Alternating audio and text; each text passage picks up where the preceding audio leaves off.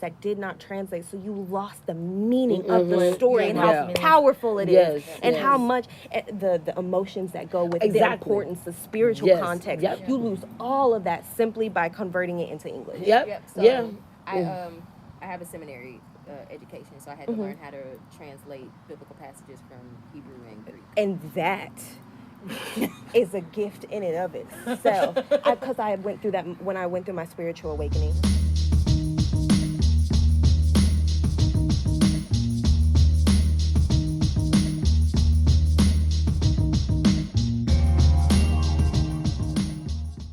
Afro-Futurism, Wild Dreams, and Cosplay. We pulled all three of those genres together and ideas together to be in conversation with community.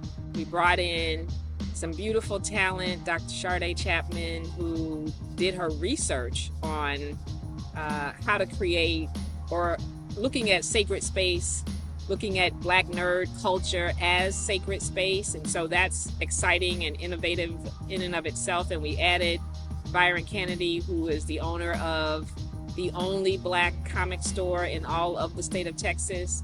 Then we had this surprise guest, J19, who was an actor in American Horror Story. The room was filled with more men than women, which was surprising that we would get all these guys here. But we did it because we wanted to have a conversation that was relevant to what is happening now, and to add anime, cosplay, Afro-Futurism to a conversation about spirituality and faith. How do these two connect? Is there any connection? We wanted to deal with some of the myths around how we express ourselves in this way, some ideas about, is this demonic, right? Is this Christ-like? Is this part of, can we connect this with our faith? Afrofuturism is a sort of umbrella term that encompasses sci-fi, fantasy, tech, and most importantly, it invites us all to answer the question and to really imagine the question, where are Black people in the future? Or are Black people in the future? And the answer is yes.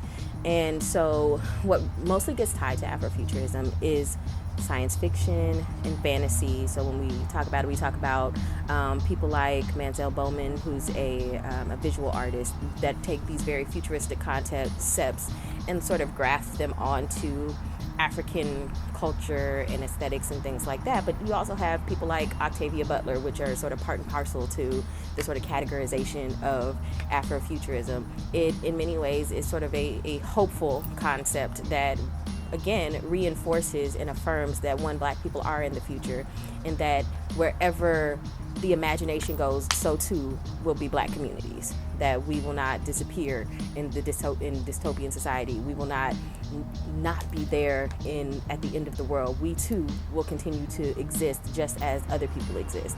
And so it allows us as African American folk and folks of the diaspora to really imagine ourselves in far-flung, far-off places, and as mermaids, as with aliens, like all of the things, and to do so in such a creative way to continue to tell our stories and to imagine, where all the places that we could inhabit and all the things we could be. And we're doing these kind of series, having these conversations, because we get to bring our whole self, celebrate our whole self, and bring our whole self before our God, whatever, whomever, however we live that out, however God manifests God's self to us. We don't have to bifurcate ourselves or separate out our interests and our loves and the things that give us joy.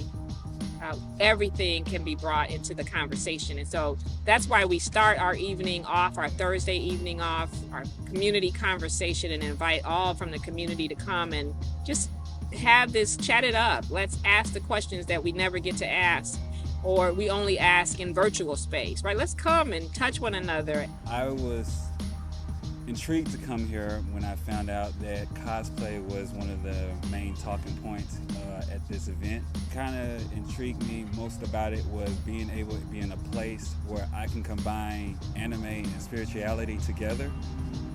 I've been struggling with that myself as far as to bring those two together in my own company.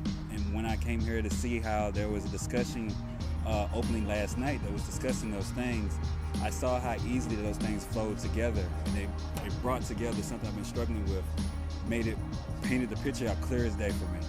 How nerd culture, how we identifying as various types of black nerds have experienced life, but also what has, we've had the things we've had to hide, but also how we are trying to find identity and wholeness and community now, but also to consider, like, what are we doing in the future? Where do we want to see ourselves? How do we allow ourselves to imagine the various ways that we could improve and have more of the lives that we want? I mean, in a communal sense, but also in the individual personal sense or the familial sense. And so we were just talking through, unpacking, and working through those things, and doing so with fun and with laughter and with levity. So that we can do the work. And a big sort of theme that came up is like doing the inner work. And part of that is sometimes done in community. You need people to bounce these ideas off of. So that's what we were allowing people to do. But also doing things like disconnecting, having a silent retreat, and giving people time to just exist with their thoughts, with connecting to spirit if that's what they want to do, but also just not having to think too much or do too much. Everything can be low energy so that we can restore ourselves while we are also doing the work to improve individually and as a community. Gave me a space to really just be myself and to be comfortable with just being, not thinking about work or any projects that I have coming up or anything to do with anything, really. Just enjoying nature and being around other people that kind of share the same thoughts that I have, and even if they don't share the same thoughts, we were in a space where we can be free and just love this beautiful weather that we're having at the moment and still be creative. I thought it was absolutely amazing.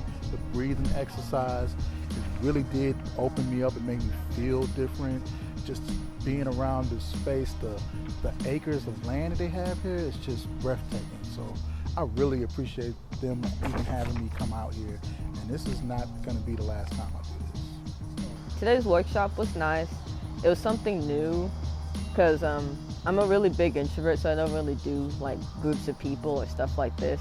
But it was a nice experience. It was my first time ever really doing anything like this. And like I said, being introvert, it's not very easy for me to go outside and be around people because I'm not used to it. But this was a nice get away from the house, and it was better than I expected. I actually enjoyed talking to people and playing games and vibing and all that stuff. It was nice. We're able to have the space. We're not trying to convince anybody of anything. Everyone has their own opinion, but we come to the space with much humility and much respect for one another, so it allows us to have these great conversations. Then we spend the rest of the weekend in rest and revitalizing ourselves, hearing from others, doing workshops, dancing, yoga, comedic yoga and restorative yoga, sound healing, and we end with African dance and drumming because we end in joy.